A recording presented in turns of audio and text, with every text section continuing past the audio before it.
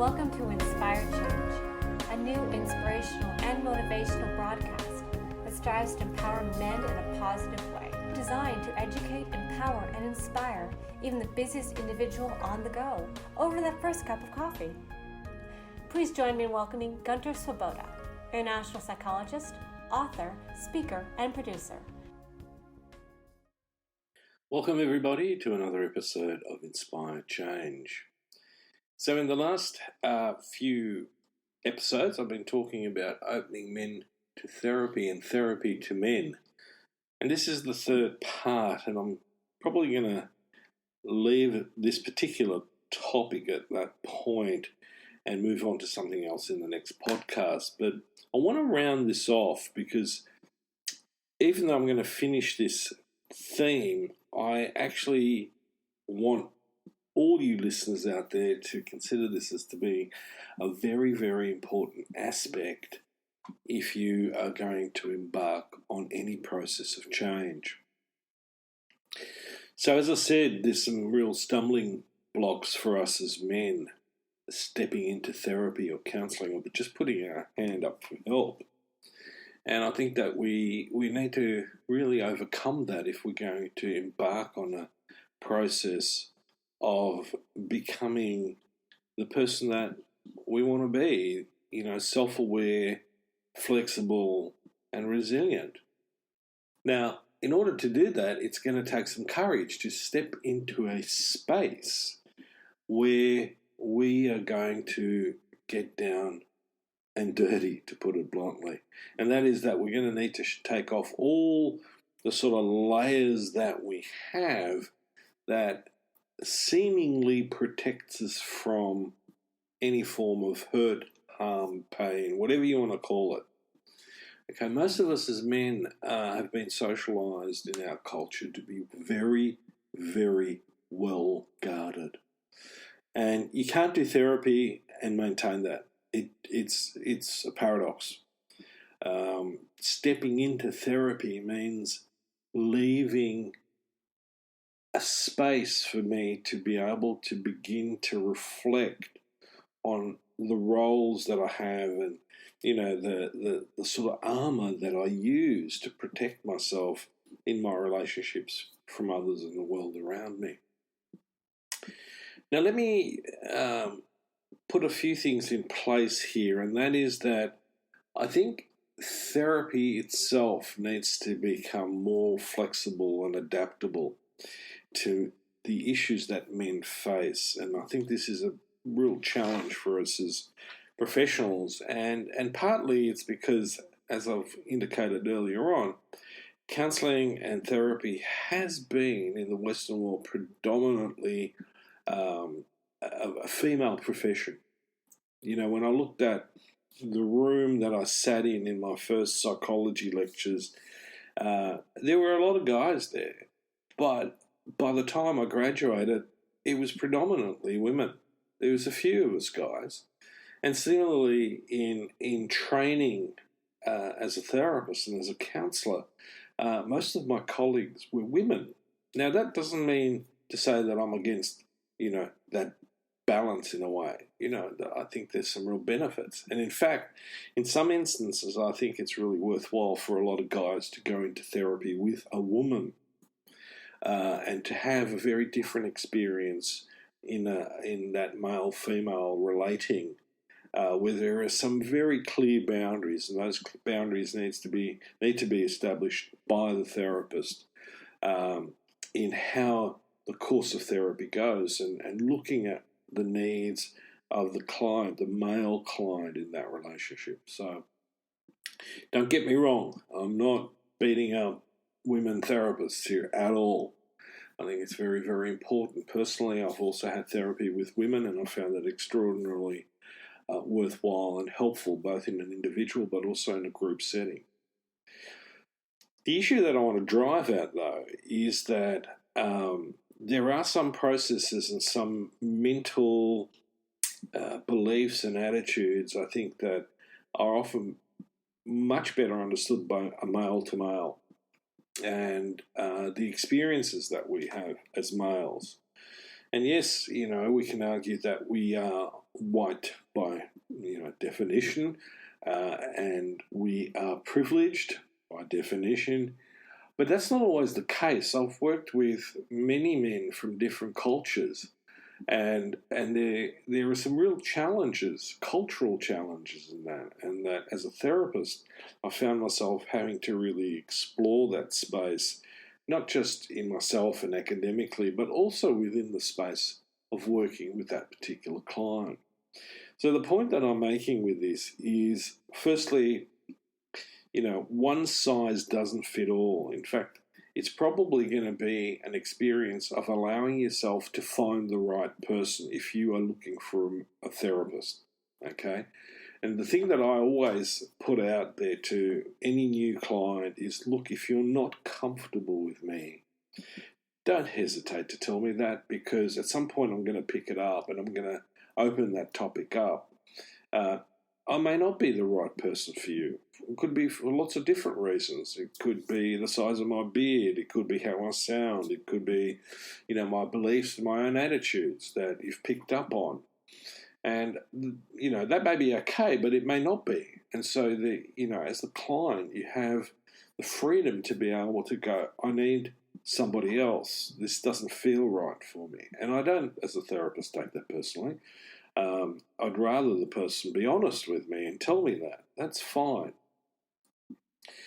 There's also, and this is really, really important, many different ways in which we as therapists are trained, experienced in, and how we work. Some people talk about being eclectic, which essentially means that they pick and choose from different therapeutic models. Other people are very clear about the framework that they use in therapy, especially psychotherapy. And I make that point too, and fundamentally my framework is that of being humanistic and existential, from which I draw a lot of skills and ways of framing things from Gestalt therapy, and I'll explain that a little bit further in a few minutes. But all of us as psychologists are usually trained in cognitive behavioural therapy.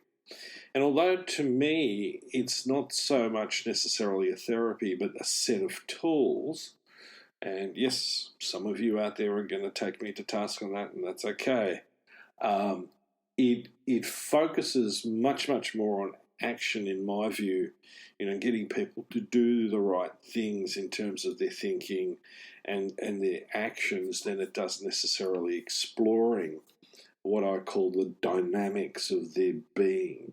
Okay, so for example, I don't dwell with a client on the past, but I need to have a clear understanding and help them to understand their past and how it's impacted on them and what it's doing for them right here and now, and giving them an opportunity to reflect on that and becoming aware of having different choices. I don't necessarily need to behave the same way all the time simply because there's the same set of triggers. And to me, a lot of the process is about, meeting my needs and how I thwart from meeting my needs. In other words, what am I doing that stops me from feeling safe and secure and content in myself, in my relationship with myself?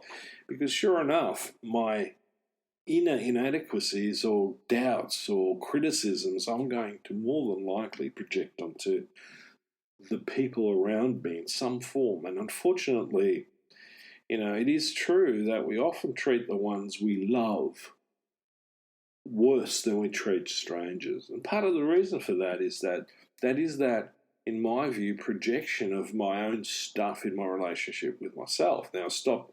If I'm super critical of myself, I'm going to be super critical about my partner or my kids.